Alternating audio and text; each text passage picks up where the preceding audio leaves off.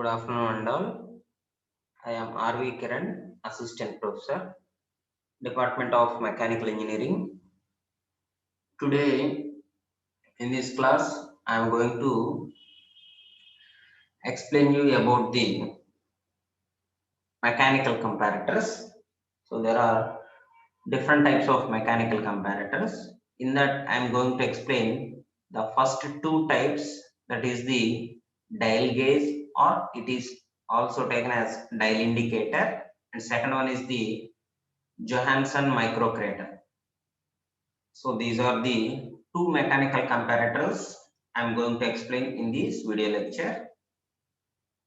And this is my 29th lecture regarding to the subject metrology.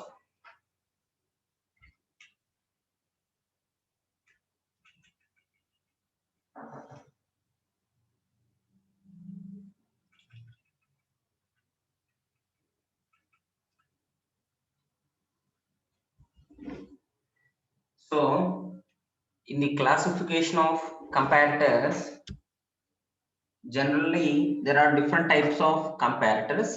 First one is the mechanical comparator, and it works on the gears, pinions, linkages, levers, springs, etc. Second one is the pneumatic comparator, and this pneumatic comparator works by using the high pressure air and different types of valves, and with the back pressure in the fluid. And next one is the optical comparator. This optical comparator works by using the lens, mirrors, light source, etc. Next one is the electrical comparator. This electrical comparator works by using step up, step down transformers. So these are different types of transformers: step up transformer and the step down transformer. And next one is the electronic comparator. So it works by using amplifier, digital signal, etc. Next one is the combined parameter, that is comparator, that is the combination of any of the two types that can give the best result. So which can give the best results in modifying these comparators. So these are the different types of classification for the comparators. So in all these, each one have the individual type of working and individual type of purpose. But last one, this is the combined comparator. So in these combined comparators only, it has two different types of comparators. So the combination of any of the two. So we can mix the mechanical comparator with the optical comparator and pneumatic comparator with the electrical comparator. So we can combine any two comparators and can give the best results.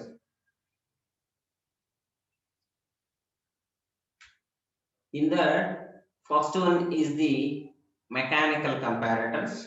So these are the different types of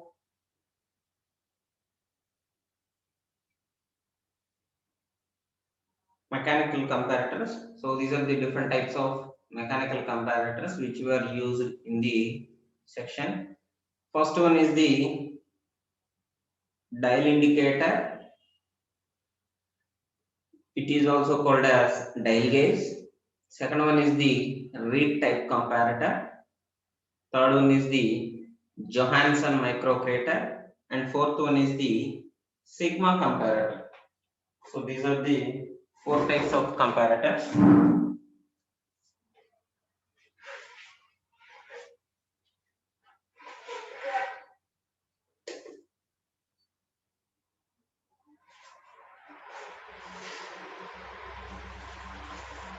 So in these four types, today I am going to explain the dial indicator and the Johansson microcrater. So today we are going to See the two mechanical comparators, that is the dial gauge and the Johansson microparameter.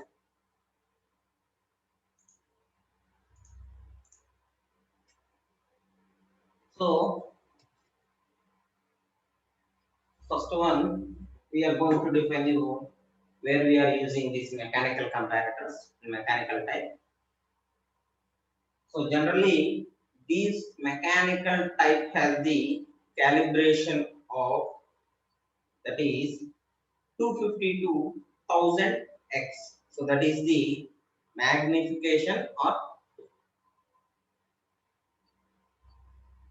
calibration of a comparator. So generally, it is self-controlled and no power or any other forms of energy is required. So generally, my mechanical comparators are self-controlled comparators in which they does not have the,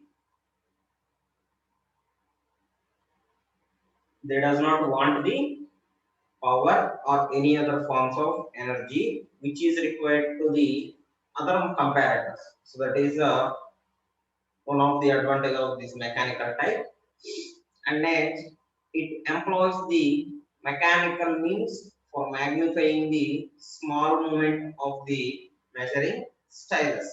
So generally, these mechanical comparators are need to take the common type of measuring stylus. So in every comparator, there is the measuring stylus in it, in which it is used to magnify for the small movement. So for the small movement also it is used to magnify.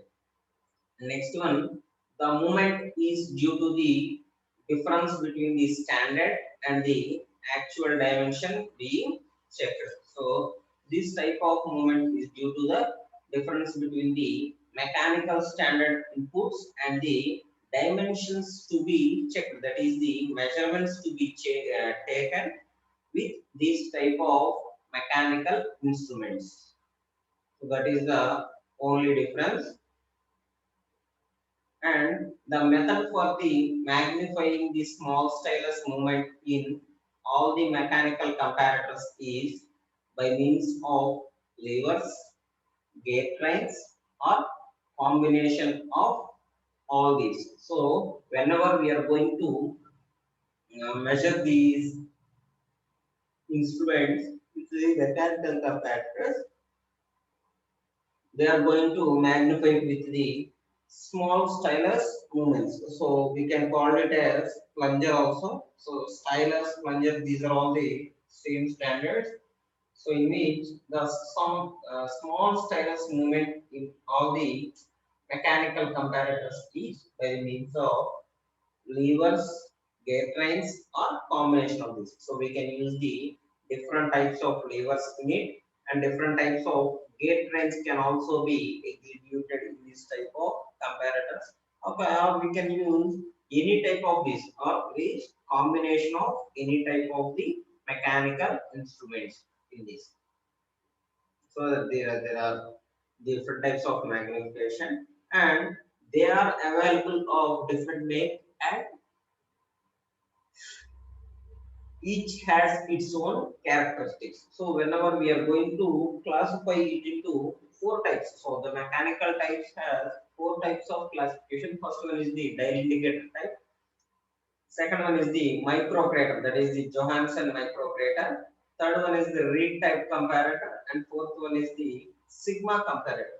So these four comparators have four individual types of characteristics, and they are going to um, measure four different ways. So they are going to measure four different ways. So these are the different types of characteristics available in the mechanical type of comparators.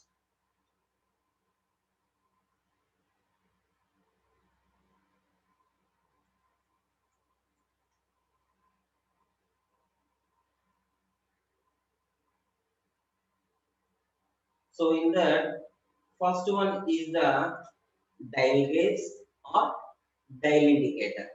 So this is the first type and the simplest type of the mechanical comparators.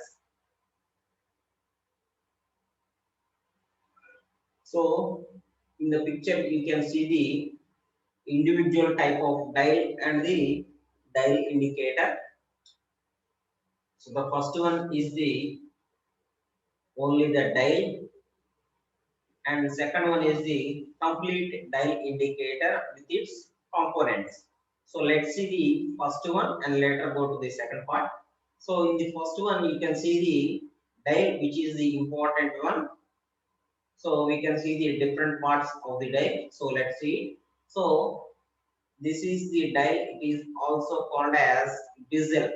So this bezel is completely made with the stainless steel or hardened steel, which has high surface finish. So this bevel has high surface finish,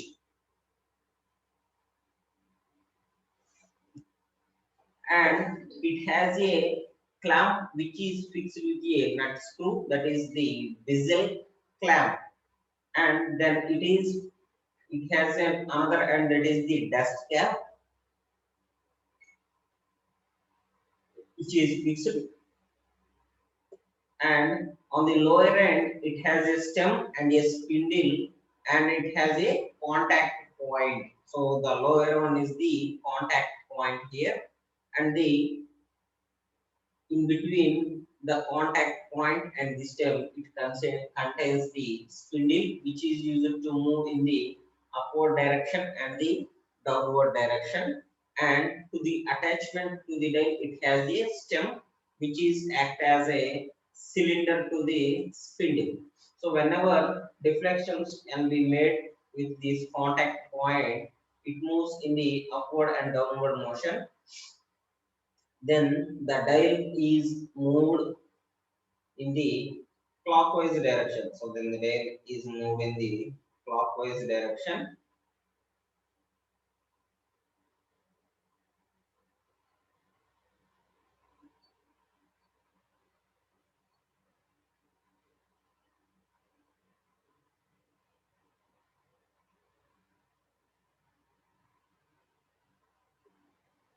So this dial consists of two. One first one is the main pointer, and second one is the internal pointer. So you can see the two pointers here and two dials. So this is the small dial and this is the large dial. This is the indicating hand and this is the revolution counter. So whenever it is used to deflect, so the contact point and the spindle is used to adjust in the upward and downward motion. The pointer is used to move in the clockwise direction.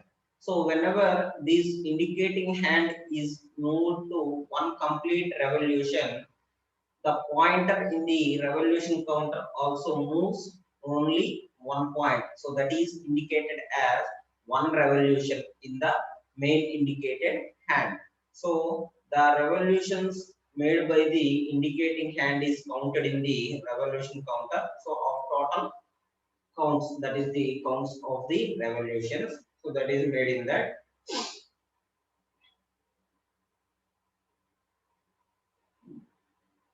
And next one, you can see the mounting leg. So this mounting leg is attached to the stand, which is called as tool post here.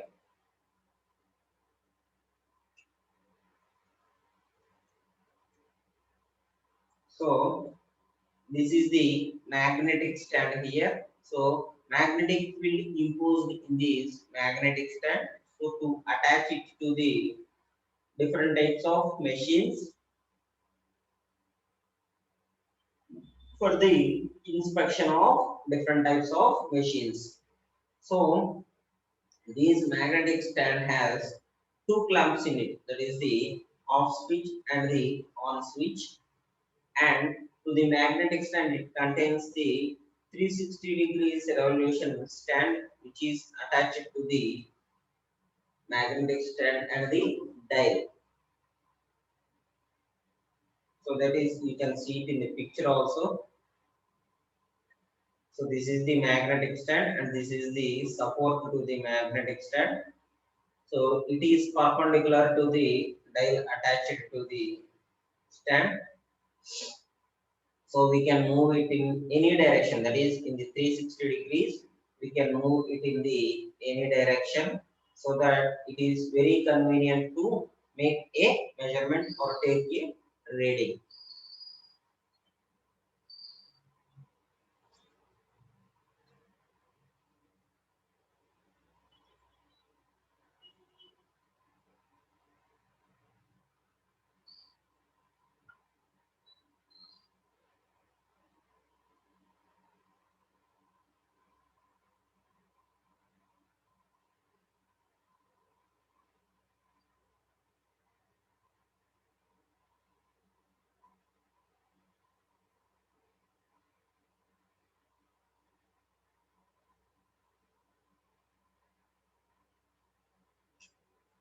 So this dial indicator is the simplest type of the mechanical comparator. So the simplest form of the mechanical comparator is the dial indicator, and it consists of a base with a rigid column which is rising from its rear point. So it has two types of columns, that is the rigid column and the movable column. So this is the rigid column. So this is the rigid column which is not moved, and this is the movable column, that is tool mounting on the holder.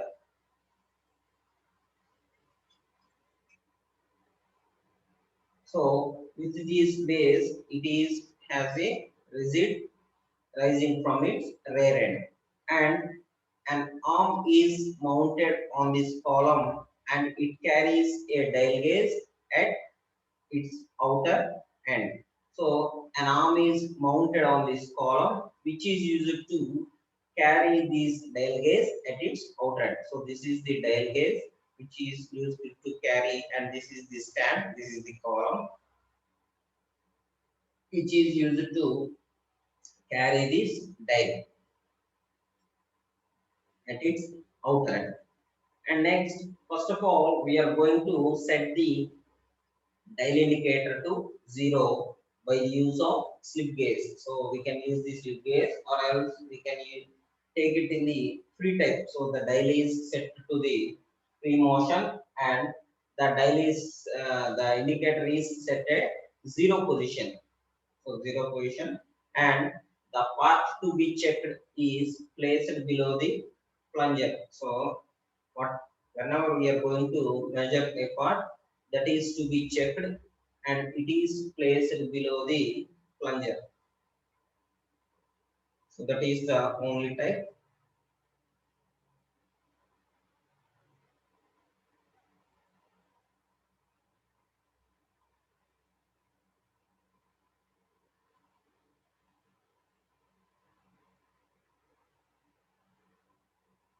Next one, the linear movement of the plunger is magnified by means of mechanical means to a sizable rotation of the point. So the linear movement of the plunger can be magnified by these means of mechanical movements to a sizable rotation. So we can move the pointer to any side of the rotation, and we can use it to magnify the in the any type of mechanical means of section. So the linear movement of the plunger is going to detect the deflections.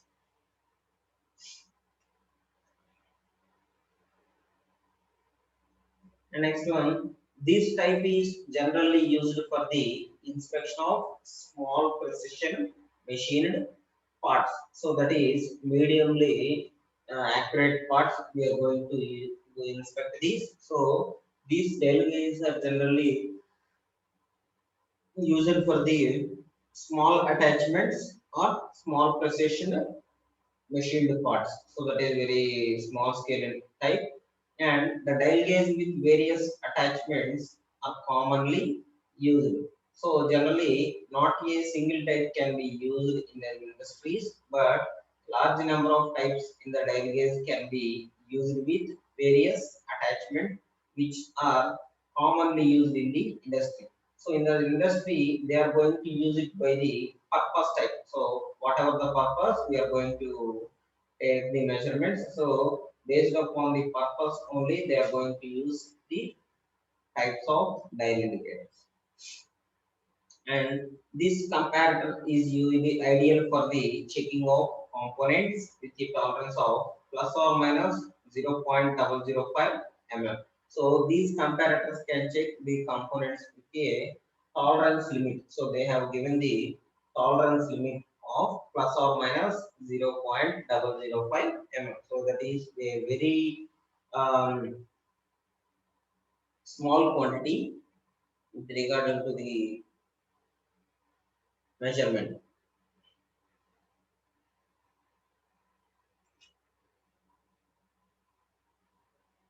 So next we are going to see the working of the dial indicator of the dial gauge.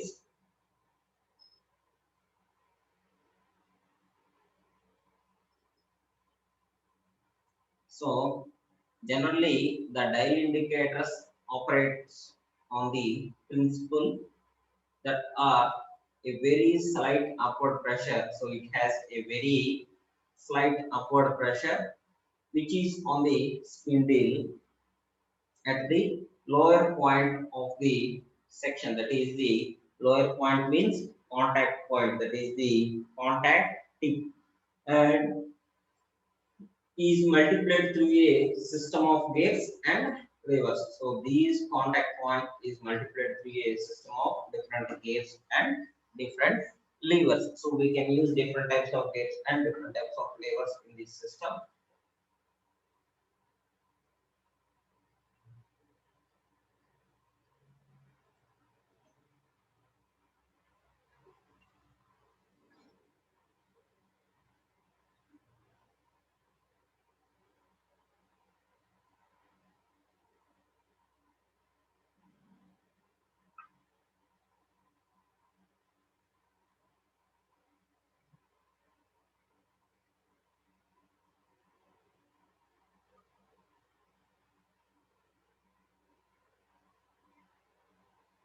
And next, it is indicated on the face of the dial by a dial finger. So these slightly upward pressure on the spindle is indicated on the face of the dial by a dial finger, that is called as the dial pointer. That is the main pointer, that is the big pointer which is located in the center of the dial. So this can be located by using the dial finger.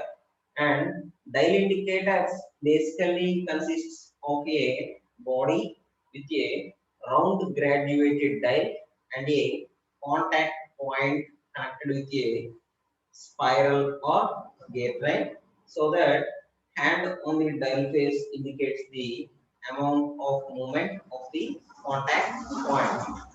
So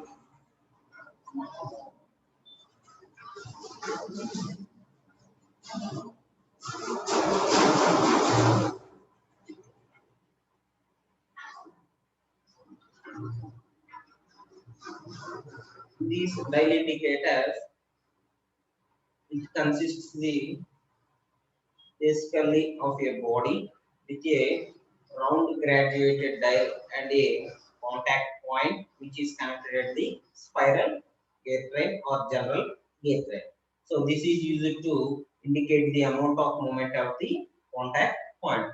Next, they are designed for the use on a wide range of standard measuring devices such as dial box gauges, portal dials, and hand gauges, dial depth gauges, and diameter gauges, and dial indicator snap gauge. So they are of different types. So these are all the wide range of standard measuring devices for the dial indicators or by using the dials only, by using the dial movement only.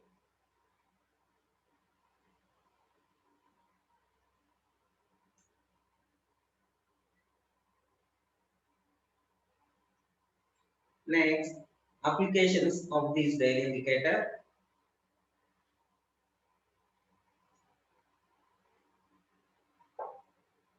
So generally,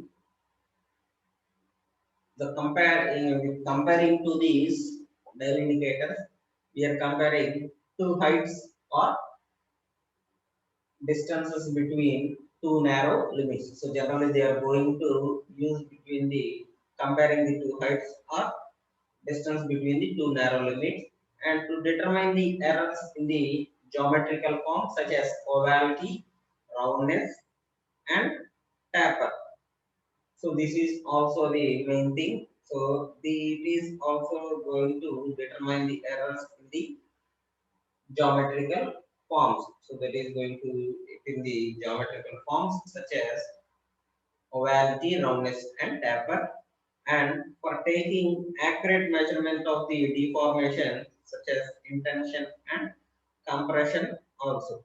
So they are going to measure it for the taking the accurate measurement of deformation. So deformation means changing its method or changing its position or change of its shape also. So that is the meaning for a deformation. So these measurements can be deformed by the section to section by measuring, and these can be taken into account by the dial indicator for the accurate measurement of the deformation. And next, it also used to determine the positional errors of the surfaces such as parallelism, squareness, and alignment.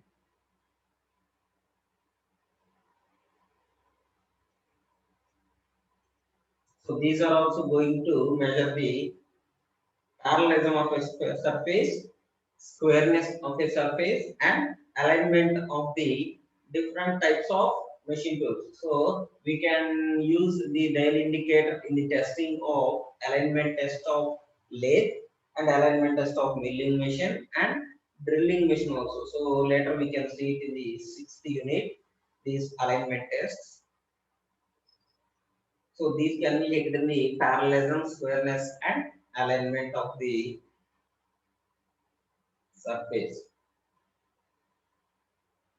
And next, it is also used to check the alignment of lathe centers by using suitable accurate bar between the centers. So that is called as the spindle. So the suitable accurate bar is called as the spindle attachment between the headstock and the tailstock of a lathe machine. So these are going to check the alignment of lathe centers. Okay.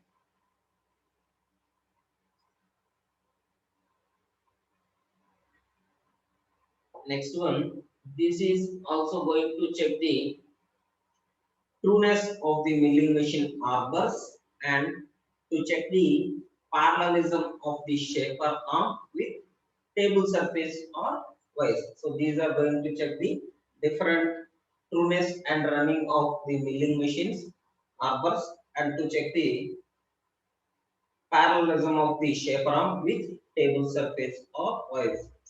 And last one, these are also going to check out the checking of components with the tolerance of plus or minus 0.005 mm. So these are the wider tolerances. So for the wider tolerances of components, we are going to check these tolerance also. So these are the different applications of the dial indicator comparator.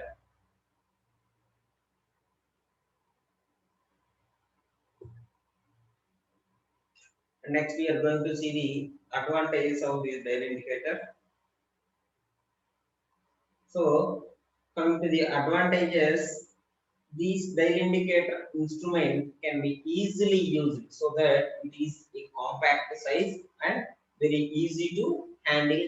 So that is why we are going to easily use the instrument and read even by the unskilled workers.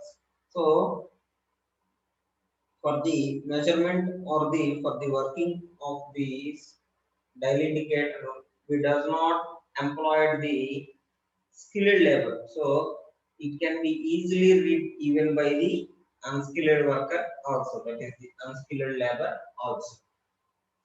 Next one is the contact pressure is low and uniform. So the contact pressure of this dial gauge is very low and it is uniform. So whenever you are going to touch the lower contact point with the surface to be measured, it has a very contact pressure, that is a very low contact pressure, and it is in uniform state. So that is the main potentiality of this dial indicator. Next one, the instrument is accurate and it is economical. So the dial indicator is an economical comparator, which we can weigh it in the very limited cost, and the instrument is accurate. So that the accuracy depends upon the maintenance of this comparator. So regularly we are going to maintain this or check the errors which are provided in the dial indicator. So there we can attain the accuracy. Last one, it is easy to handle and can be set very quickly. So these can be set very quickly and arranged very quickly in no time. So whenever we are going to measure these type of instruments, it can easy to handle, it can be easy to set very quickly. So that is all about the dial indicator, which is one of the first type of the mechanical comparator.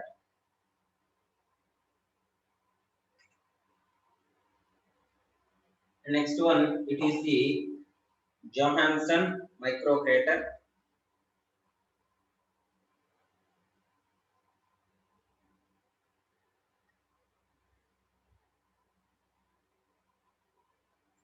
So this Johansson microcrater has comes to the point of mechanical comparators, which is one of the most important type in the mechanical comparators. So generally, mechanical comparators comes from the word microcrater. So that is self-built type. So these microcraters are self-built type, and the names comes from the scientist, that is the invented scientist Johansson. So that's why we are calling it as Johansson microcrater.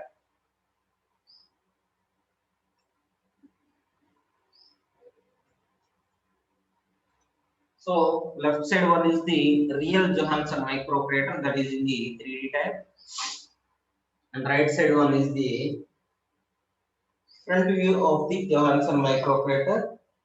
So these in this Johansson microcrater, the main part in this microcrater is the twisted strip, and the light pointer attached to the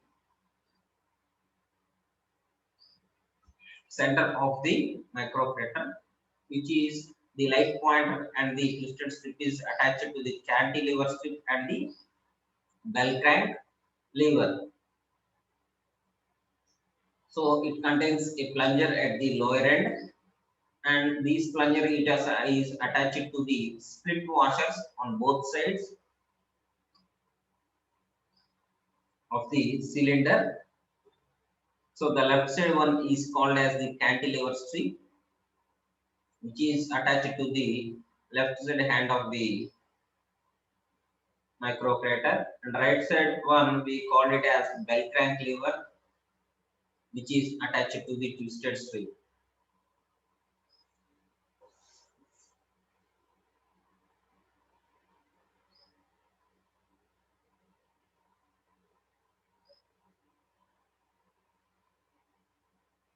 So whenever this bell crank lever is used to move, so whenever there is deflection, the plunger is used to move in the upward direction. So whenever the plunger is used to move in the upward direction, so by the movement of this plunger, the bell crank lever is going to rotate, and the twisted strip is used to twist more, which is attached to the one end of the bell crank lever, and then the light pointer which is at the center of the microcrater is used to move and take the measurements of the reading or the workpiece. So these cantilever strip is used as only the one side fixed end of the microcrater. So that depends on the deflections which is caused by the workpiece and taken by the plunger. So let us see the working principle, that is the principle of Johansson microcrater. So first of all, it works on the principle of a button spring and which is spinning on a loop of string like in the case of children's toys. So which is used in the loop of spring string like in the case of the children's toys.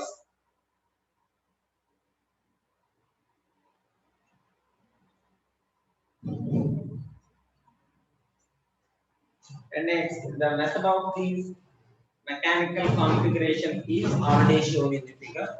So the method is shown in this figure. So these Johansson microcrater employs a twisted metal strip. So that is in the topmost part of the microcrater. This is the twisted strip. Any pull on the strip causes the center of the strip to rotate. So it is used to rotate the strip at any pull on the strip. And a very light pointer made of glass tube is attached to the center of the twisted metal strip. So this is the light pointer which is attached to the steel strip at the center of the bell crank lever and the cantilever strip. So this measuring plunger is a slit washer and transmits its motion through the bell crank lever to the twisted metal strip. So whenever there is the deflection in the plunger, this is going to move in the upward direction and the slit washers also moves in the upward direction. So up to this point of section, it is going to move in the upward direction. Then this bell crank lever is used to slightly move in the clockwise direction to twist the metal strip which is attached to the bell crank lever. The other end of the twisted metal strip is fastened to the cantilever strip. So the other end of the twisted metal strip is fastened, that is moved to the cantilever strip. The overhanging length of the cantilever strip can be varied to adjust the magnification of the instrument. So it is used to magnify the instrument.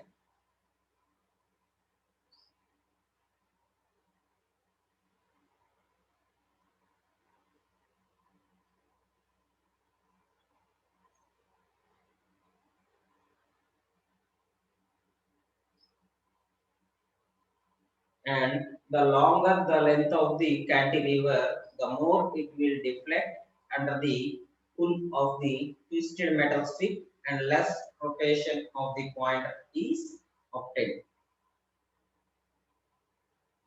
So less twisted metal strip is obtained and the less rotation of the point is obtained in the metallic strip.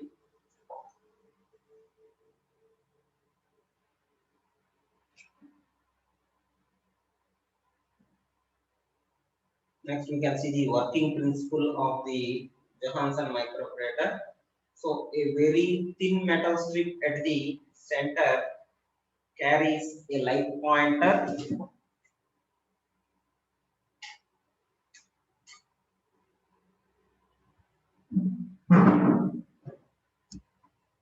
which is made up of the glass section. So this light metallic strip is attached to the glass pointer which carries a light pointer made of glass. So this is made of glass only.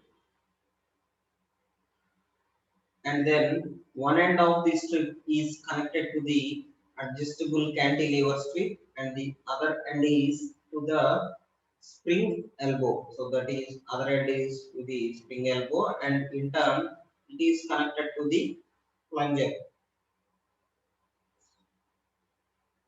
So there it is connected to the plunger, and the slight movements of the plunger will make the bell crank lever to rotate. So these slight movements is used to rotate the bell crank lever, which is used to rotate in the clockwise direction.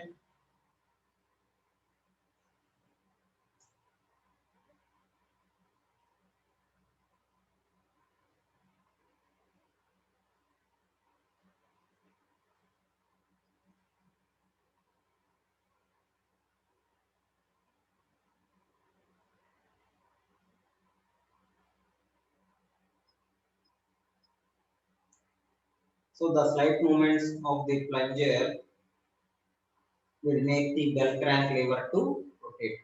And this rotation will create tension in the strip, and that causes the strip to rotate, thereby the strip start to untwisting, resulting in the movement of the point. So this starts to twisting of the strip at the point.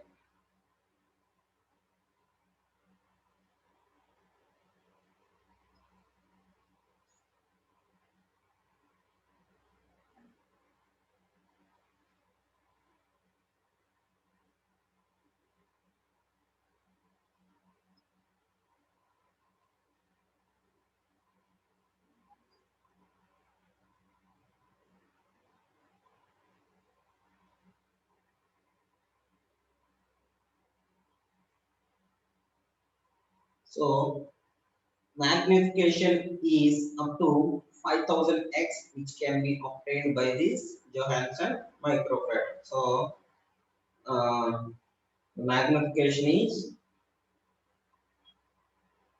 up to 5000x, which is a very high magnification power. So that is very high magnification.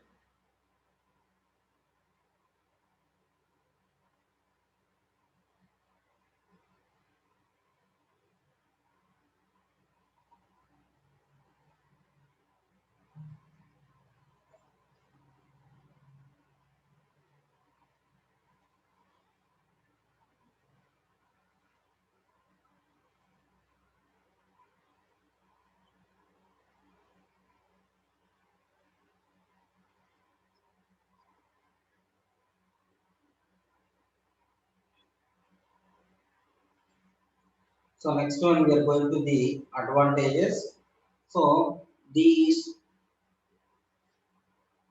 Johnson microcrater does not require any external source of energy. So they do not require any external source of energy, and they are cheaper and portable in type. So these Johnson microcrater are cheaper and portable,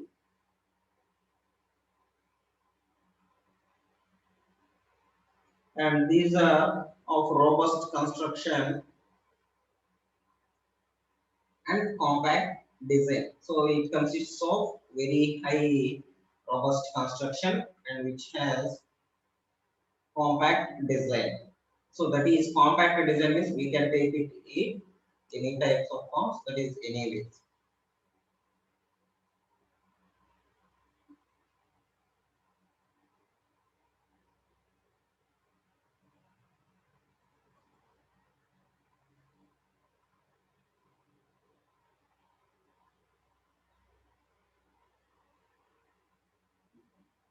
The simple linear scales are easy to read. So in these, the simple linear scales are very easy to read, and these are unaffected by the variations due to external source of energy, that is air, electricity, etc.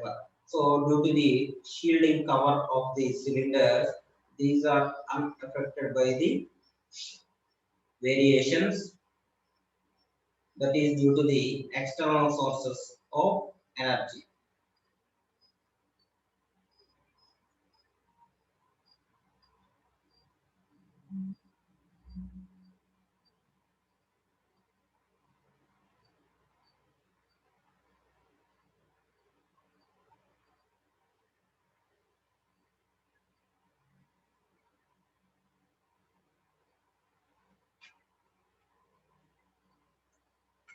Next one is the disadvantages. So the range is limited as the pointer moves over a fixed scale. So whenever the range is moved to a new scale,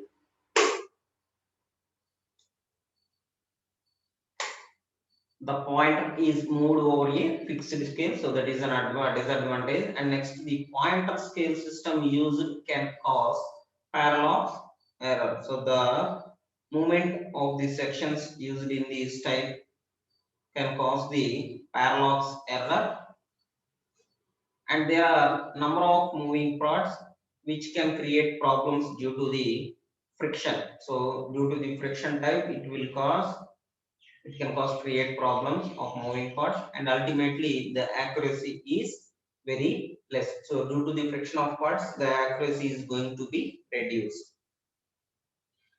Next one, the instrument may become sensitive for vibration due to high inertia. So due to the high inertia point, they are going to become sensitive. So they are going to become very sensitive due to the vibrations in the due to high inertia. So these are the different disadvantages of the system.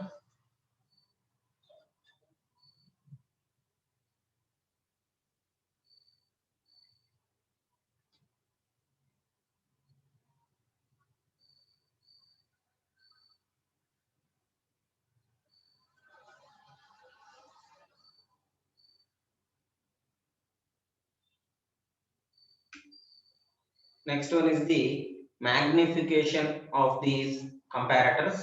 So the magnification of this instrument is equal to the ratio of rate change of the pointer rotation, that is d theta. So we can take it as d theta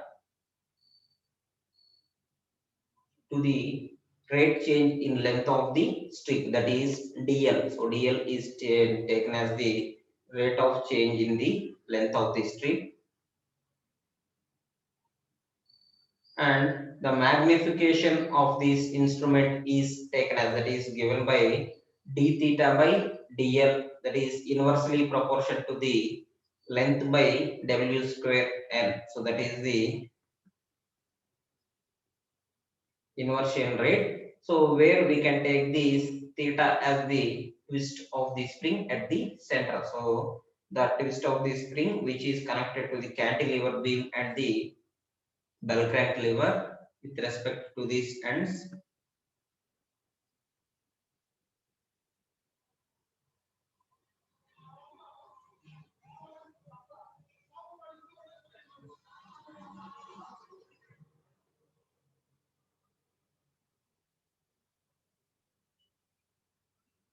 Next, capital L is taken as the length of twisted strip measured along its neutral axis, and W is the width of the twisted strip, that is small w, and small n is the number of turns. Then, from the above equation, following points can be noted. So, these following points can be noted from the above magnification readings. So, whenever you are going to measure this magnification, we are going to take it by the formula. So if the length of the strip increases, the magnification of the instrument is increased. So whenever we are going to increase the length of the strip, we are going to increase the magnification, and the length of the strip can be increased by adjusting cantilever length. So whenever we are going to increase the strip length, we are going to be increase the cantilever length also. If width of the strip decreases using with the thin strip, the magnification is increases. So the magnification also increases with the use of thin strip, and then the magnification can be increased by increasing number of turns of the strip. So whenever we are going to increase this magnification, these can be increased by the increasing number of the turns of the strip. So that is of the magnification type. By this, I am ending this class. In the later classes, I am going to explain the remaining type of mechanical comparator. Thank you.